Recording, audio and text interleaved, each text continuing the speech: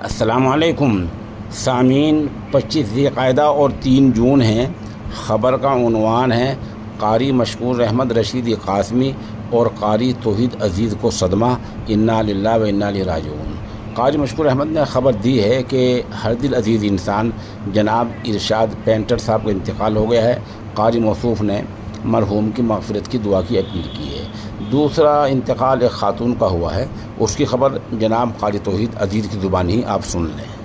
السلام علیکم ورحمۃ اللہ وبرکاتہ۔ بڑے افسوس اور رنج و الم کے ساتھ یہ اطلاع دی جاتی ہے کہ ہمارے جامع العلوم جامع مسجد قصبہ کوٹیسرا کے استاد درجہ حفظ کے مائے ناز مدرس قاری محمد یامین صاحب جامعی، ان کی اہلیہ کا آج انتقال ہو گیا ہے، جن کے شاگرد تقریباً سینکڑوں کے قریب گاؤں کے اندر ہیں اور گاؤں کے باہر بھی بہت سارے حفاظ کرام ہیں جو ان کے شاگرد ہیں۔